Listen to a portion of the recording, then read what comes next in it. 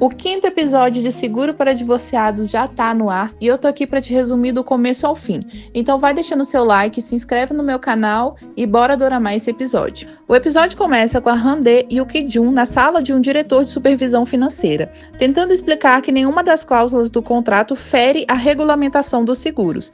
Porém, o homem mostra o panfleto que eles deram na feira de casamentos falando sobre a cerimônia de divórcio e que isso ultrapassaria o limite permitido para a propaganda deles. Eles conseguem reverter a situação dizendo que a cerimônia dita no panfleto só aconteceria em caso de divórcios e que podem manter a prevenção de divórcios até o fim do contrato. Mesmo que o diretor não ache isso possível, ele concorda. O Jong-man e a Na-rae estão conversando com a diretora do Centro de Aconselhamento Matrimonial e ela mostra um dos casais que é um alto risco de divórcio, baseando nas respostas que eles deram no teste, porque todo casal tem conflitos e o fato deles dizerem que nunca tem pode indicar que estão mentindo. Daí os dois concordam. A Ayun está numa confeitaria interessada em marcar aulas para casais em risco de divórcio, e a atendente do local diz que aprender a confeitaria é preciso de mais foco do que parece. Enquanto elas conversam, aquele doidinho do Encontro às Cegas aparece na janela e a mulher explica que o pai dele é dono do lugar e que ele dá aulas de dança. A Ayun tenta fingir que não conhece ele, mas ele entra na loja para falar com ela e a mulher sai para fazer um bolo para ele. Ele começa a dizer para Ayun que foi o destino deles se reencontrarem e ela diz que foi só coincidência. Ele começa a falar sem parar sobre ter tentado achar ela antes e ela diz que quer que ele dê aulas de dança para casais prestes a se divorciar.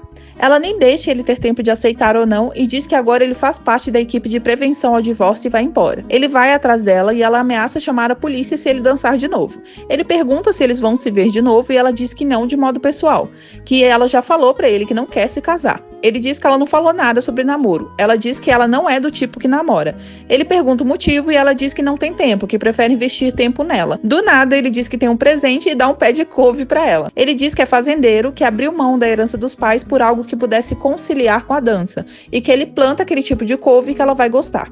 Ela aceita o presente e vai embora, e ele fica na rua dançando. Acontece uma reunião e o chefe dele está muito puto por ter que estender a garantia do seguro até o fim do contrato, sendo que já seria difícil garantir isso nos primeiros 6 meses.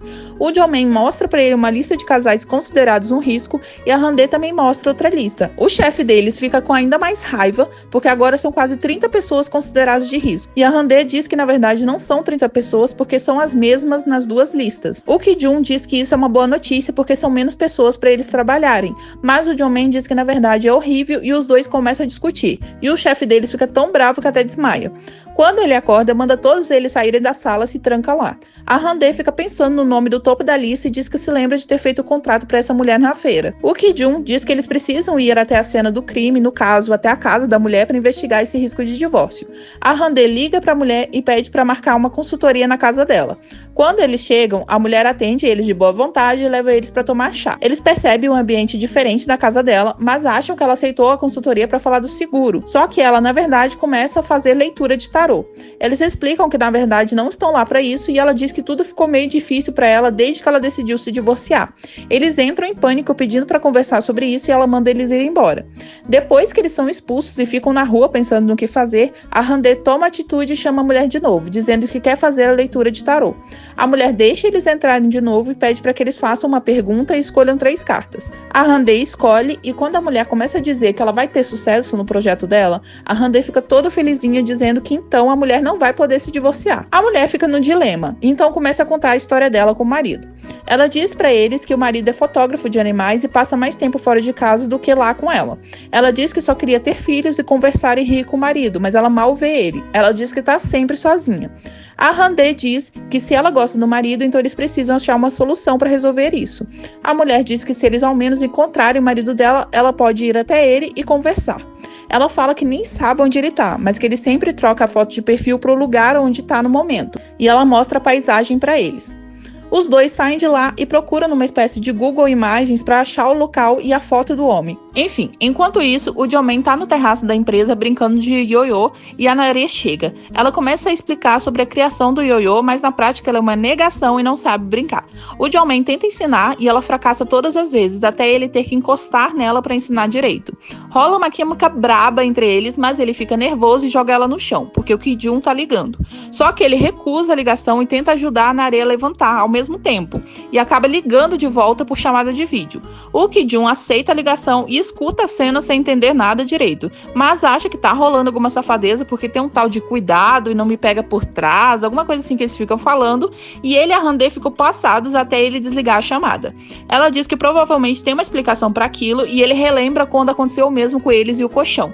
Ela dá risada enquanto ele avisa pro Joe-man encontrar com eles no local que eles encontraram o marido daquela mulher, e a Ayun aparece para ir de carro com ele. A Han-dae, o Ki-jun e a Ayun chegam até a vila para procurar o cara. Eles percebem o fazendeiro dançando e coincidentemente é o garoto que fica perseguindo a Ayun. Ele diz que é dono do lugar e que o destino tá fazendo eles se encontrarem. A Ayun continua dizendo que é coincidência. O Ki-jun pede ajuda para encontrar o cara que eles procuram e o garoto olha nas câmeras, mas só vê o carro chegando. E que para ficar lá, ou ele se hospedou ou acampou. Ele explica os locais e o Ki-jun diz que é muito grande e que eles precisam se dividir. O garoto diz que vai ficar com a Ayun lá embaixo e que a Han-dae e o Ki-jun podem fazer a trilha porque são os velhos do grupo. Ele avisa que o sinal fica instável lá em cima e que as pessoas costumam se perder. O Ki-jun diz que é um GPS humano que vai dar tudo certo. Ele avisa para eles irem até uma casa onde podem se hospedar na fazenda e eles se separam. A Han-dae e o Ki-jun fazem a trilha, mas ela acaba tropeçando e ele precisa ajudar. Ele dá a mão para ela e diz que o lugar é mais íngreme do que eles pensavam. Acaba que ela precisa arrastar ele junto porque ele fica morrendo de cansaço. Quando finalmente eles parecem ter encontrado o cara do carro que procuram, na verdade é um velhinho que aparece e eles precisam continuar a trilha. Fica tarde, começa a chover e eles se perdem no meio do mato. O Ki-jun tira o terno dele para cobrir a cabeça dos dois e rola aquele momento de musiquinha padrão de romance coreano que é fofo pra caramba, e eu amei ver a Han-dae dando sorrisinhos enquanto eles tentam se proteger da chuva. No final das contas, eles continuam andando e não sabem onde estão, e a gente vê um bicho se aproximando. Quando eles finalmente percebem que não estão sozinhos, se viram para encontrar simplesmente um tigre dentro do mato. E é assim que o 5º episódio termina. Não esquece de deixar o seu like, se inscrever no canal e me encontrar aqui amanhã pro 6º episódio.